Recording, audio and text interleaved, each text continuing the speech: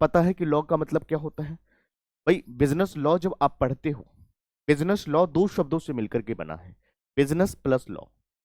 Business law दो शब्दों से मिलकर के बना है, बिजनेस प्लस लॉ। यहां पर हम जो बातें करने वाले हैं बेटा, बिजनेस से रिलेटेड कमर्शियल नेचर के ट्रांजेक्शन को हम डील करेंगे। और लॉ का मतलब पता होता है बेटा, कानून होता है, वो रूल्स और रेगुलेशन जिन्हें सरकार ने बनाए हैं to control conduct of the person is called law. जैसे बेटा ट्रैफिक के रूल होती है, किस लिए बनाया गया है? ताकि हम एक्सीडेंट को रिड्यूस कर सके।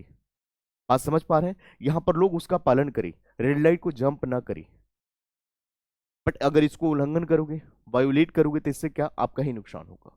बात समझ पा रहे हैं? तो रूल्स एंड रेगुलेशन बेहद हमारे लिए भी इंपॉर्टेंट है। कहते हैं ना, ignorance of law is no excuse. अगर आप गलतियां करोगे तो लॉ आपको एक्सक्यूज नहीं करेंगे बेटा। तो लॉ का मतलब आपको समझ में आ गया, set of rules and regulation framed by government. सरकार उन्हें बनाते हैं to control conduct of the person. लोगों को बिहेवियर को कंट्रोल करने के लिए जो एक्ट बनाया गया, जो रेगुलेशंस को लाया गया बेटा, हम उसको लॉ बोलते हैं। आई बात समझ में? से फॉर एग्जाम्पल हम आप एग्जाम्पल के थ्रू मैं आपको समझाने का प्रयास करूंगा बेटा। जैसे यहां पर समझिएगा, मिस्टर एक्स है, मिस्टर एक्स ने अपनी मम्मी से कहा, क्योंकि जब बेटा अगर हम कॉन्ट्रैक्ट को समझने से पहले एक बार हम लॉ के बारे में थोड़ा सा, क्योंकि आपका सब्जेक्ट का नाम क्या है? Business law. डोमेस्टिक लॉ नहीं है, बिजनेस लॉ है। तो बिजनेस लॉ को समझने से पहले एक बार, कॉन्ट्रैक्ट एक्ट को समझने से पहले एक बार लॉ के बारे में समझो बेटा, उसके बाद हम बात करेंगे। मिस्टर एक्स ने अपने मम्मी से कहा कि मम्मी मम्मी मम्मी, मेरा एक दोस्त है जिसका नाम है मिस्टर राहुल। मेरा दोस्त जो है उसका नाम क्या है? राहुल। मैं उसका मर्डर करना चाहता हूं, मैं उसका मर्डर करना चाहता हूं। ये बात उसने कहा अपने मम्मी से।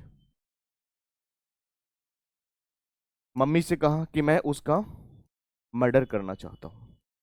मम्मी क्या कहेंगी? जा बेटा आयुष बाबा विजय प्राप्त करके आना।